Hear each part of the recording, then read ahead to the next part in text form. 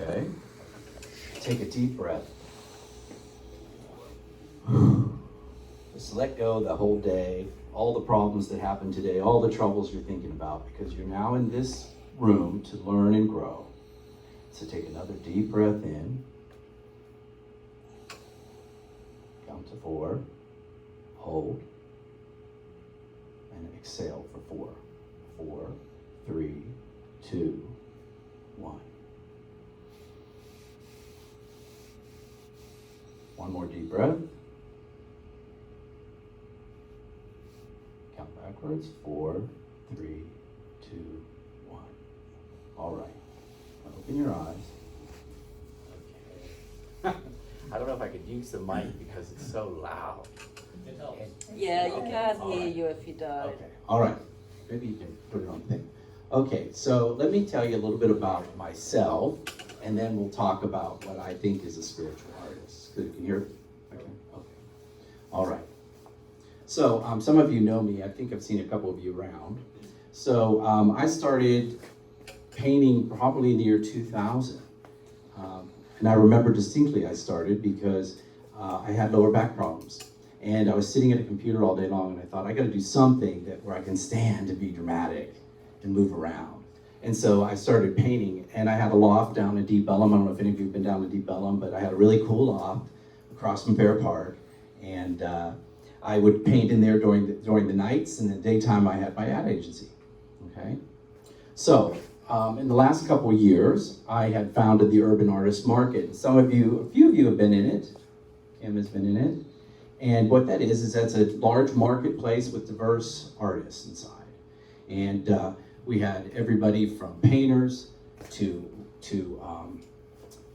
any kind of painter, pottery, weaving, fiber art, any kind of three-dimensional art, sculpture, because I believe that the creative process isn't limited to what you're working with.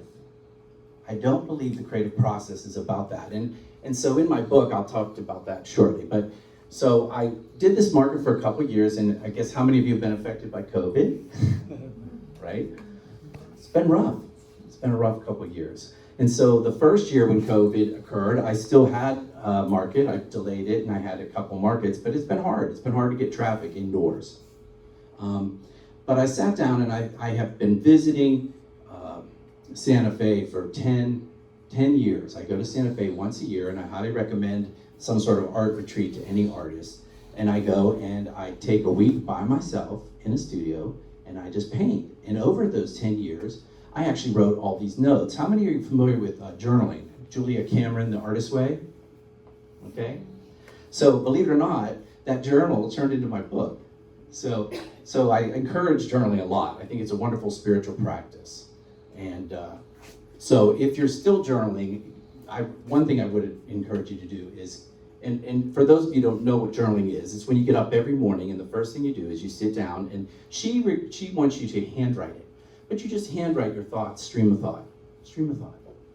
And so what it does is it gets all that baggage out of your head, and it's a great tool for artists, because if you're about to go in and be creative and you're sitting there thinking, oh my God, I gotta pack my son's lunch, and I've got to pay those bills, and I have my boss is on my, see, it pulls you from your creativity. So what that does is journaling lets you get it out, and then you can put it aside, and you can be creative. So I would recommend anybody in here that has been doing it, go back and read it. Because a lot of people are afraid to read it. I met a woman once who told me she just threw it out. And I said, oh, you're missing the best part of journaling, which is going back and reading it, because what you do when you journal is you realize that you kind of follow your mind. We're all kind of programmed in the first 7 years of our life.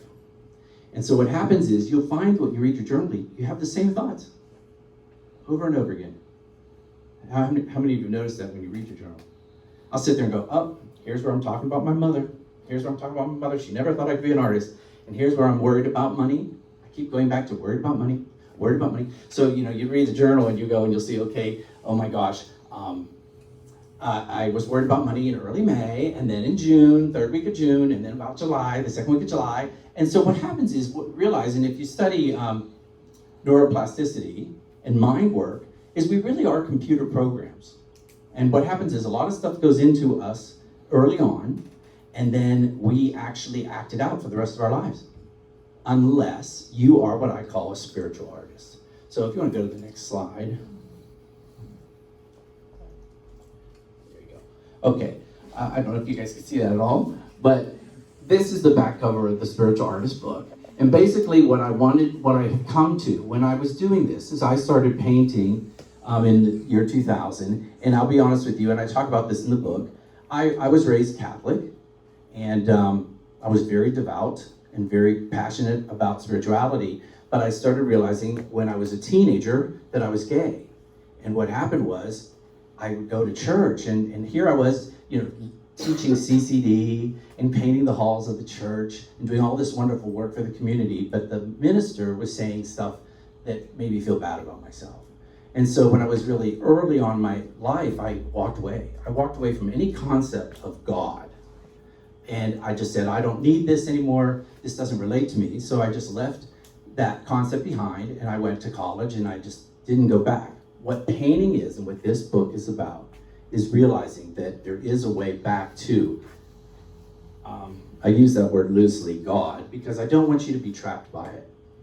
So a greater power. So what I found that when I paint, there is a greater power that is flowing through me.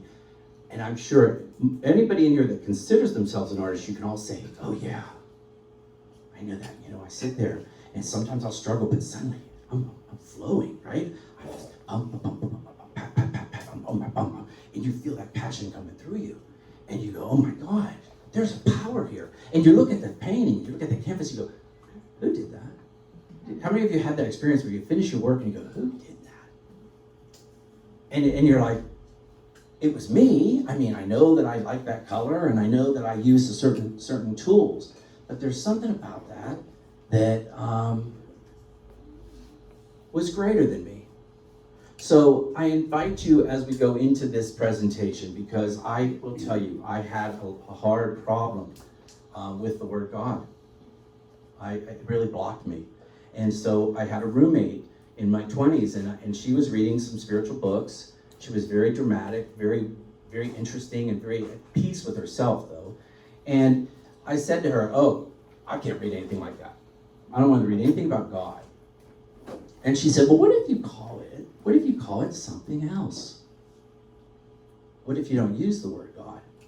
And I said, well, what are you talking about? It's God. It's God, G-O-D, capital G, by the way, right? And she goes, no. What if you just put any name in there? Call it Fred. And I was like, come on, isn't that cheating? But you know what? I went to sleep and I thought about it. And I thought, the baggage that I had, all that drama that I had with the word God was what people told me God was. It's what people told me God was. Judgmental, and that I should be afraid. And then as I grew through art, I started realizing that my God is a loving God and a powerful God. And most importantly, which word do you think I'm going to pick? Creative. God is creative. God is that creative energy. So this power that I see is that creative energy that you feel when you go out and if you're a photographer and you're walking outside and you're looking for stuff, it's that creative part of you, that individualized expression of spirit that's coming through and saying, look how that light is hitting that painting perfectly back there, and how it's catching the highlights of that scene. That's what you're doing, is you're being creative. You're seeing God in everything through the eyes of God. Okay? So I want to keep it open, and in the book, if you choose to buy the book at the end of this presentation, what I did is I put a blank line in there, and I said, use your own word. Use your own word. So it says, hey, I was painting with such ferocity. I loved it. It was so passionate. I felt, and I put an underline, flowing through me. It's actually 12 spaces. So I put 12 spaces in there. I felt 12 spaces flowing through me. And so I invite you, because what I want to do is break down the walls. We get so stuck on words. Use your own word. Use your own word. And that word can be, and trust me, it can be It can be God, it can be Jesus Christ, it can be Muhammad, it can be Buddha, it can be Mother Nature, it can be evolution, it can be the One. Think of all the different names that have been used for God. Why do you think that is? Because God is beyond a name. And so, but what I realized is I was using that name to keep me separate from this relationship. And I kid you not, it's in the book, but I remember going through a drive-through, and this was when I still hadn't come to terms with my relationship with the greater power.